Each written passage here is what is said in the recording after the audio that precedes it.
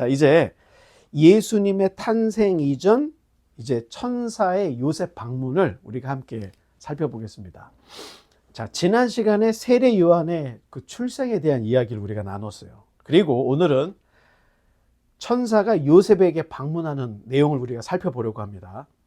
자, 예수님의 탄생 이전 이야기에서 우리가 최초 복음서라고 지금 주장되고 있는 마가복음에 있을까요, 없을까요?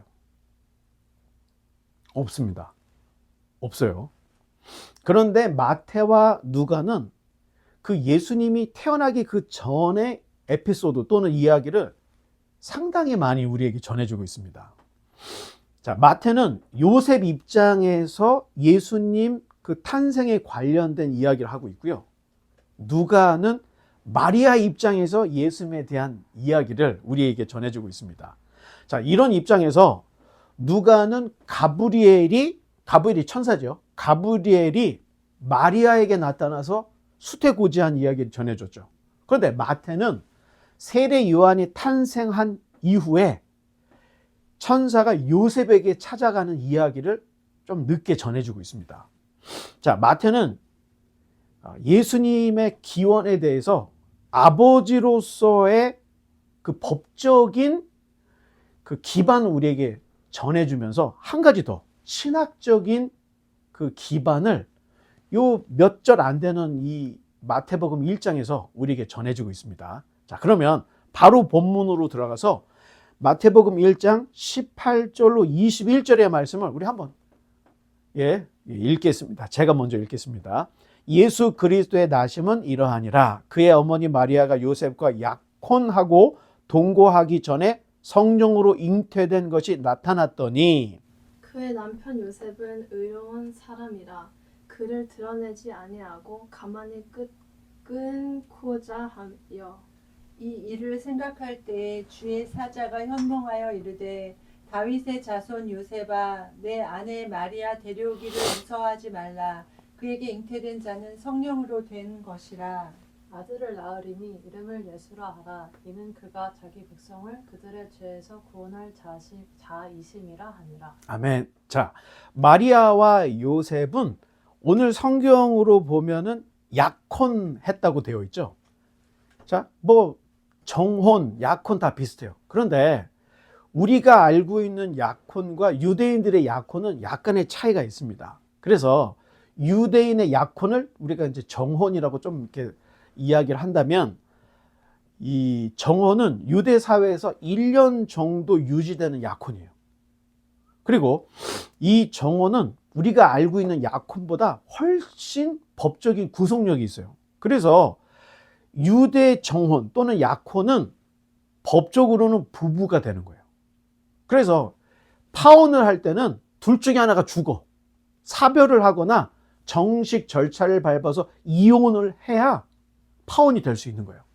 단 이 약혼 또는 이 그 정혼은 결혼 전까지 동거가 허가가 안 돼요. 각자 자기 집에 사는 거야. 그러면 1년 동안 뭘 하냐? 카톡을 하거나 메시지를 보내는 게 아니고 신랑은 신부를 맞이해서 살 수 있는 자기 처소, 집을 마련하는 데 시간을 쓰고요. 신부는 부인으로서 신부 수업을 1년 동안 갖는 거예요. 그 이후에 결혼 날짜는 누가 잡죠? 신랑의 아버지가 잡습니다. 그래서 예수님이 언제 오시느냐? 이건 바로 예수님도 아버지의 권한이다. 그런 얘기를 했죠. 그래서 예수님이 하신 이야기나 또는 유대의 풍습을 잘 생각해 보면 부자연스러운 게 없습니다. 너무 자연스러운 이야기였던 걸 볼 수 있는데, 자, 문제는 정혼 기간에 동거가 허락이 되지 않았다고 했는데 만약 여자가 임신이 되면 어떻게 되는가? 이건 율법을 어긴 게 돼요. 그래서 구약 시대에는 굉장히 엄격하게 공개 투석형을 아버지가 먼저 돌로 쳐요. 그러면 주변에 있는 증인들이 같이 돌로 쳐서 죽여요. 이게 고대 시대의 율법이었습니다. 그런데 신약에 와서는 완화가 돼요. 어떻게 되냐? 두 사람 이상의 증인이 있으면 정식으로 절차를 밟아서 이혼을 할 수 있는 거예요.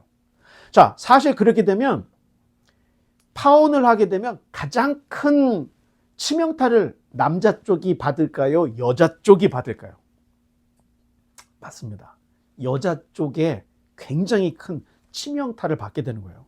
자, 여기까지 잠깐 보고, 그런데 세례 요한이 출생한 후에 마리아의 배가 갑자기 불러오기 시작한 거야.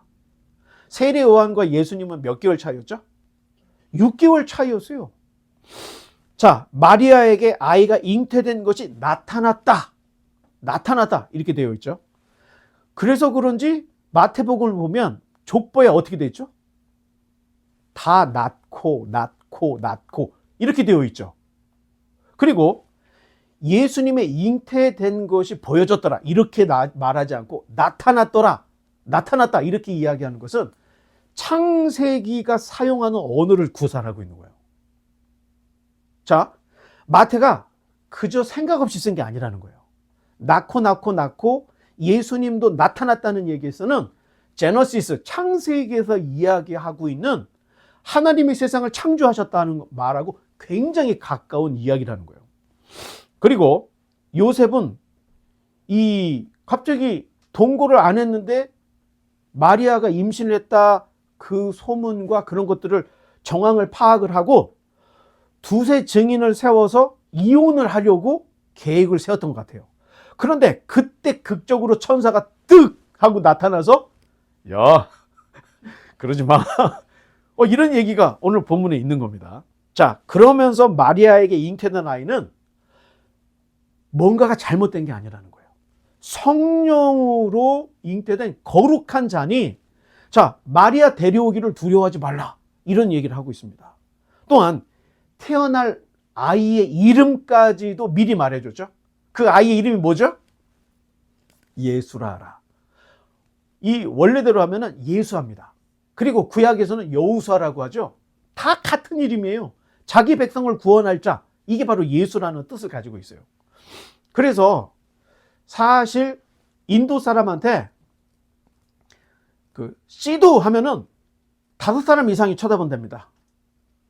그 시두가 붓다를 얘기해요.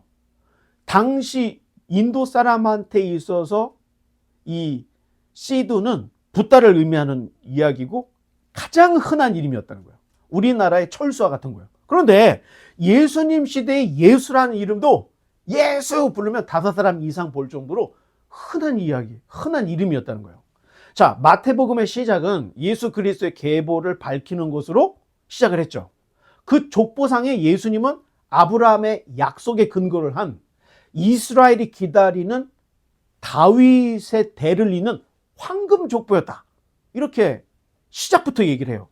자, 예수님이 아브라함과 다윗을 잇는 다윗의 자손이라는 것은 출생하신 예수님의 이 육체적인, 이 법적인 기반을 요셉이 제공해주고 있다는 거예요. 따라서 예수님은 어느 나라 사람? 유대인이었습니다. 유대인. 그리고 유대인이었기 때문에 율법 아래에 있었다는 거예요. 사실 요셉도 의로운 사람이다 이렇게 얘기를 하고 있죠. 당시에 의로운 사람의 기준은 율법을 지켰느냐 안 지켰느냐, 이게 의의 기준이에요.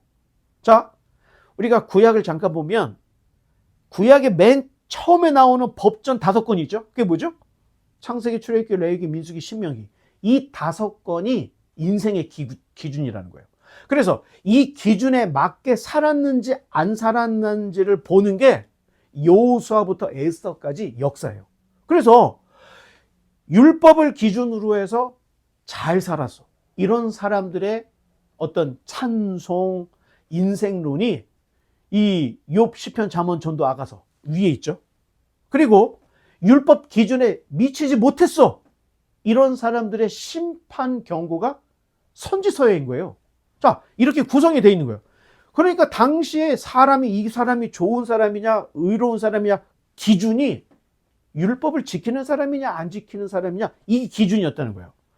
누가는 사가랴, 엘리사벳도 율법에 흠이 없는 사람이었다 이렇게 얘기해 주죠. 자, 예수님 주변에 있는 요셉, 사가랴, 엘리사벳 다 어떤 사람이에요? 율법에 흠이 없는 의로운 사람이라고 말해주고 있어요. 예수님은 유대인이었고 율법 아래 있었던 사람이라는 것을 그 배경을 이렇게 설명을 해주는 거예요. 그런데 마리아의 잉태는 혼전 임신이었기 때문에 율법을 어긴 거예요. 엄밀히 따진다면. 그래서 율법대로 마리아는 이혼을 당하거나 또는 사형을 면치 못할 위기였던 거예요. 자, 그렇게 되면 마리아가 이혼을 당해 또는 마리아가 처형을 당해, 공개 처형을. 그렇게 되면 예수님은 어떻게 돼요? 이혼을 하면 사생아가 되는 거예요. 아버지가 불분명한.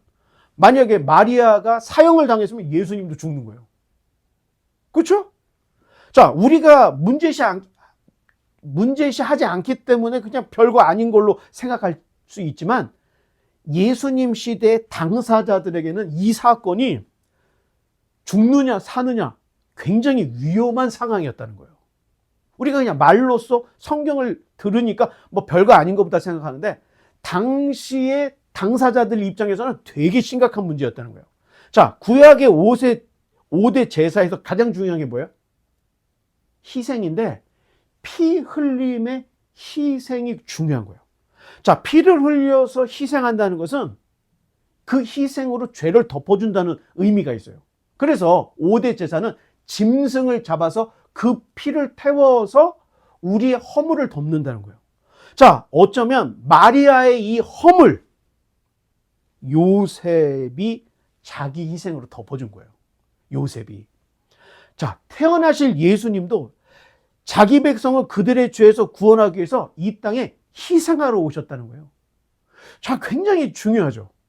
그런 예수님의 어떤 그 법적인 기반이라는 것이 요셉의 희생으로 예수님이 안전하게 태어났던 거고 예수님께서 하실 일도 인류를 구원하기 위해서 자기를 희생할 자, 이런 이야기를 일목요연하게 예수님의 탄생 이전의 이야기를 통해서 우리에게 전해주고 있습니다. 자, 그러면 지금까지 우리가 본 것은 예수님의 그 요셉에 대한 그 법적 기반에 대한 이야기를 나눈 거예요. 그러면 이제 함께 나눌 이야기는 신학적인 기반에 대한 이야기를 할 텐데 22절로 25절을 또 한번 읽어보겠습니다. 이 모든 일이 된 것은 주께서 선지자로 하신 말씀을 이루려 하심이니 이르시되 보라 처녀가 잉태하여 아들을 낳을 것이요 그의 이름은 임마누엘이라 하리라 하셨으니 이를 번역한즉 하나님이 우리와 함께 계시다 함이라.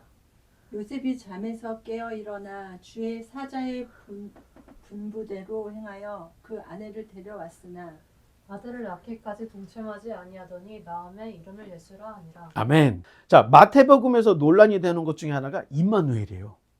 자, 임마누엘이 뭐냐? 이사야 7장 14절 더 넘겨보면 이건 같이 한번 읽어보겠습니다. 시작. 그러므로 주께서 친히 징조를 너희에게 주실 것이라. 보라 처녀가 잉태하여 아들을 낳을 것이요 그의 이름을 임마누엘이라 하리라. 이사야 7장 14절을 마태가 인용한 거예요. 그런데 마태복음은 유대인을 위한 복음서였기 때문에 지극히 유대적 기법을 많이 동원해서 쓴 거예요. 그래서 족보를 할 때 14, 14, 14. 왜 14, 14, 14로 나눴는가? 얘기했었죠? 다 그게 다윗 이름하고 관련된 14였기 때문에 다 왕을 빼서라도 14, 14, 14를 만들었다는 거예요. 그러면 또 어떤 면이 있냐? 자, 우리가 이제 그 마태가 인용했던 이런 것들을 이제 보기 위해서 설명을 해드리면 마태복음은 마치 모세오경을 보는 듯하게 구성이 되어 있어요. 그래서 마태복음은 예수님의 5가지 설교를 중심으로 기록이 되어 있어요. 자, 그래서 유대인, 율법에 아주 친근한 유대인들이 마태복음을 딱 읽는 순간에 안 읽을 수가 없어. 왜? 구성 자체가 모세오경적으로 신명기에 나와 있는 5가지 설교를 중심으로 기록된 것처럼 마태복음이 그렇게 기록되어 있어요. 그리고 처음에 산상설교는 마치 시내산에서 모세가 율법을 받는 것 같은 느낌으로 산상설교를 기록하고 있고 또 한 가지 예수님과 모세를 굉장히 비슷하게 얘기를 해요. 자, 모세가 태어날 때 무슨 일이 있었죠?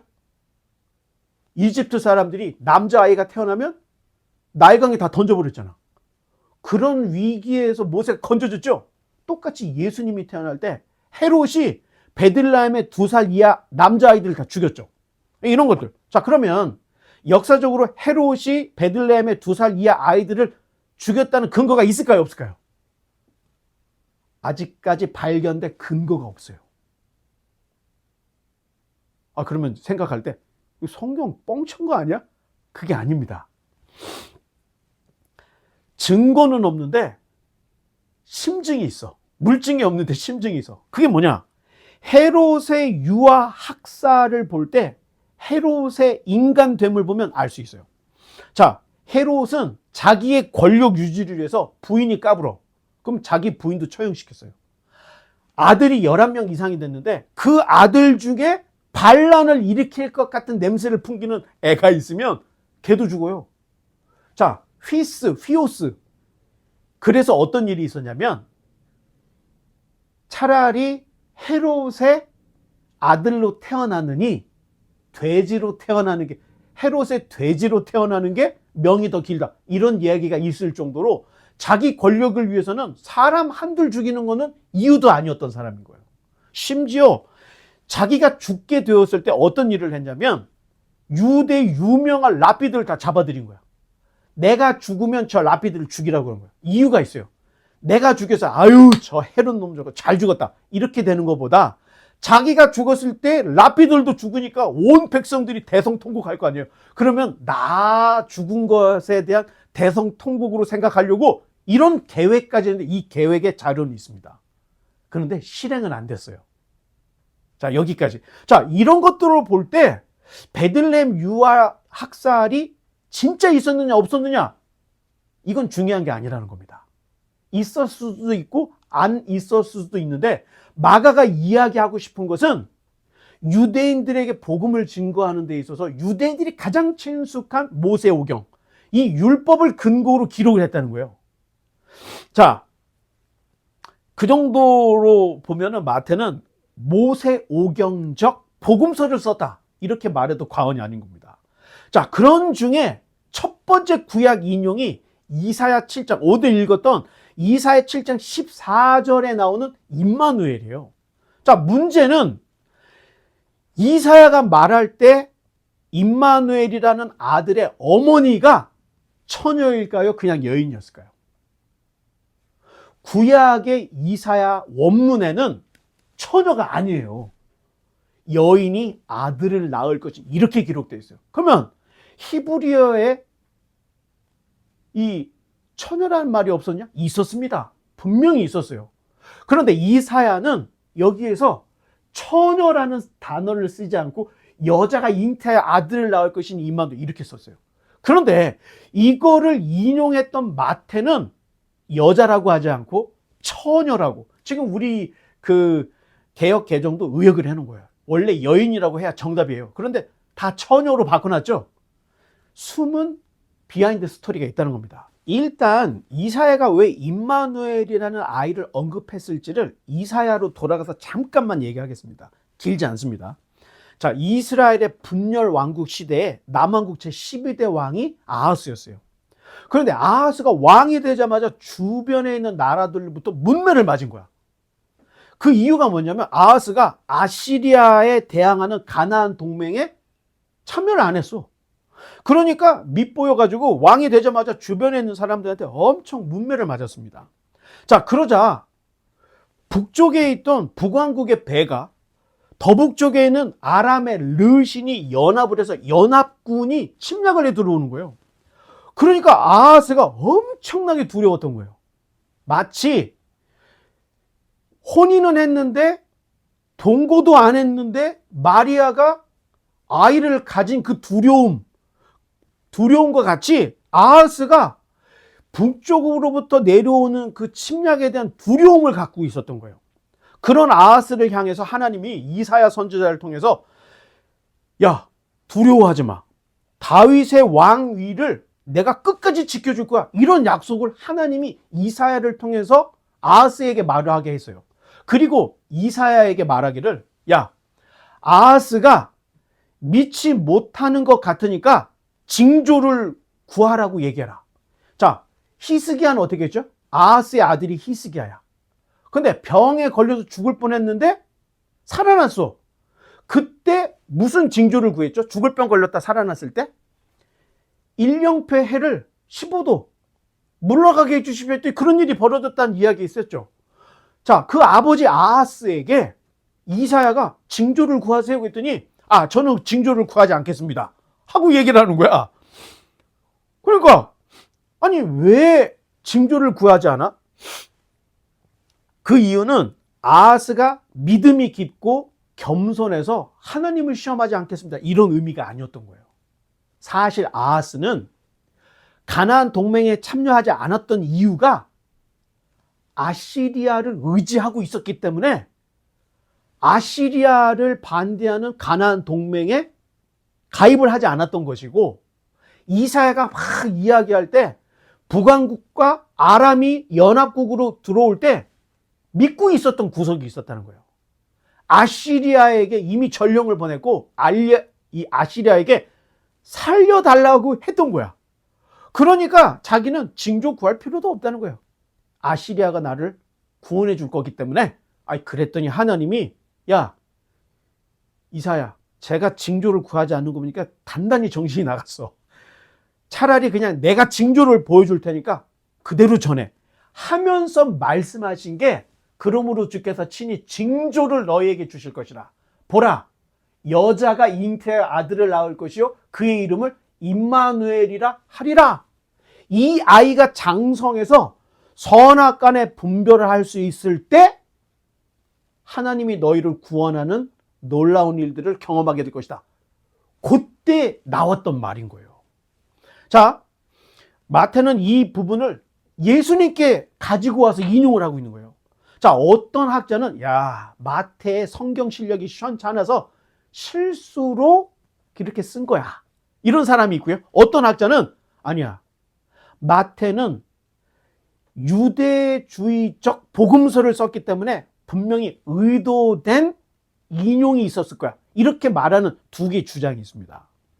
자, 그런데 우리가 성경을 어떤 편협적으로 또는 이 굉장히 좁은 시야로 보면 왜 14대, 14대, 14대인데 그 14대가 15대가 돼 있고, 또 어떤 데는 왕도 막 빼버렸어. 이거 성경의 오류야.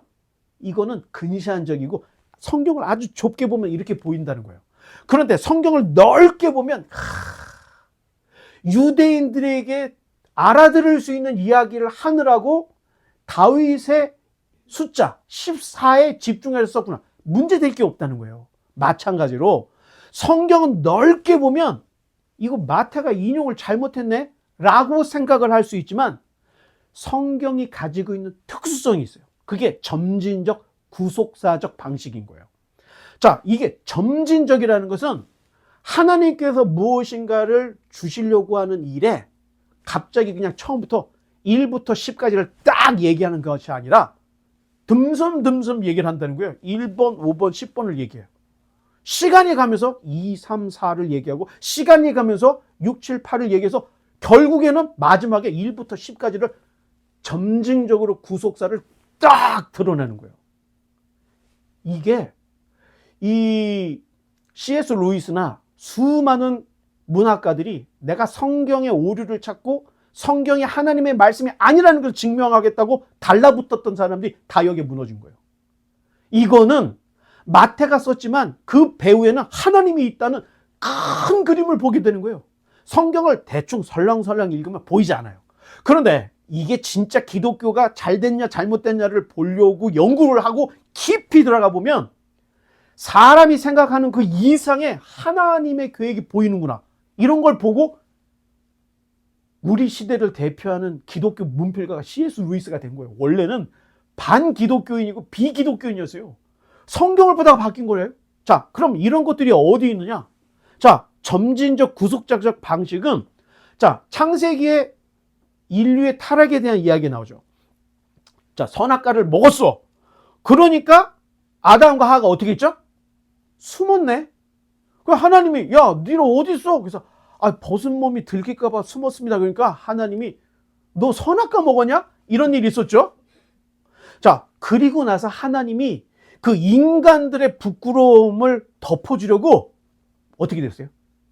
짐승 한 마리를 죽여서 그 짐승의 가죽으로 옷을 만들어 줬다는 거예요. 여기만 얘기해. 그런데 한참 가다 보니까 아브라함이 99세, 거의 100세에 낳은 아이를 하나님이 바치라고 하니까 모리아 산으로 애하고 장작을 가지고 올라가. 장작 펴놓고 애를 죽이려고 하는데 칼을 빼들어 죽이려고 하는데 하나님이 아브라함아 멈춰라. 그때 딱 눈에 띈 게 뭐냐면 가시덤불에 어린 순양, 거긴 순양이 돼 있죠. 순양 한 마리가 그 뿔이 가지에 걸려서 매 하고 있는 걸 본 거야. 그래서 그 양을 대신 잡아다가 죽여. 자, 처음에는 어떤 짐승인지 모르고 짐승의 가죽으로만 나왔죠. 이번에는 순양이라고 나와 있어요. 이게 유월절에서는 어린 양을 잡아서 그 피를 문과 문솔주에 발라. 그리고 절대 다리뼈, 정강이 뼈를 꺾지 않게, 이 허벅지 뼈를 꺾지 않게, 더 구체적으로 무엇인가 드러나고 있는 모습을 우리에게 보여주죠. 그러다가 400년의 침묵의 시간, 구약과 신약의 400년의 침묵의 시간이 딱 지나갈 때 세례 요한이 딱 드러나고 예수님이 요단강으로 세례 요한을 보러 왔을 때 세례 요한이 보라 하나님의 어린 양이로다 최초의 선포였습니다. 누구도 예수님을 어린 양이라고 말하는 자가 없었어요. 그리스도를. 그런데 세례 요한이 어린 양이라고 얘기를 하는 거야. 자, 결국에는 예수님이 잡히시기 전에 마지막 만찬에서 자기 몸과 피를 상징하는 빵과 포도주를 상징화하면서 너희를 위한 내 몸이다. 너희를 위한 내 피다. 이러면서 그 아담과 하와의 죄를 덮었던 그 희생이 아브라함을 거쳐서 구약을 지나서 자기에게 응하게 되었다는 점진적인 구속사적 방식으로 예수님이 그리스도고 인류를 구원할 메시아는 거기서 탁 밝혀주는 거예요.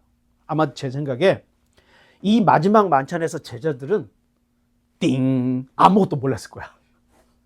나중에 성경 기록을 해서 전체를 다 놓고 봤더니 이런 하나님의 인류를 구원할 계획이 뜩 하고 드러나게 되는 거예요.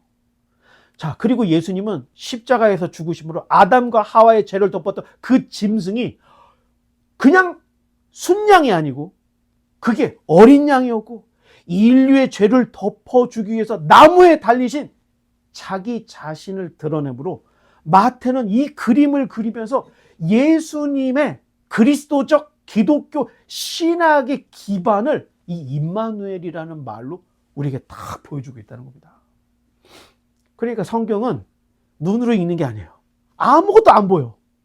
깊이 여러분들이 가지고 있는 그 모든 능력을 다 동원하고 역사를 신학 서적을 보고 다 보이면 여기에서 하나님께서 나를 구원하기 위한 그 위대한 하나님의 그 방법이 눈에 보이면 여러분 눈물이 그때 팍 터지는 거예요. 성경을 보면서 눈물이 안 나.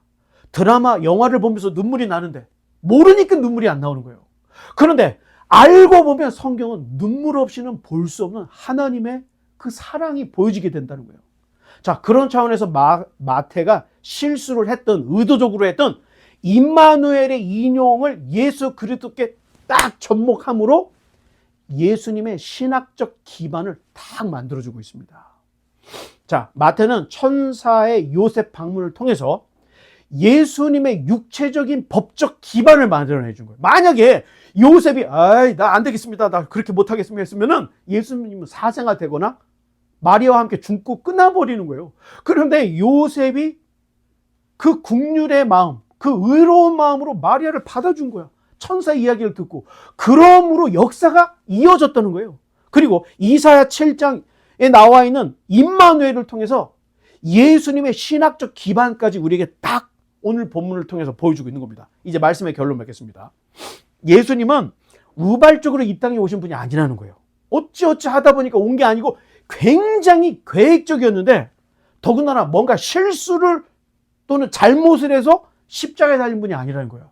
의도적으로 예수님은 자기의 공생의 자체가, 우리가 이제 예수님의 일상을 보면 알 텐데, 의도적으로 예수님께서 자기가 이 십자가, 왜 십자가를 왜 달려?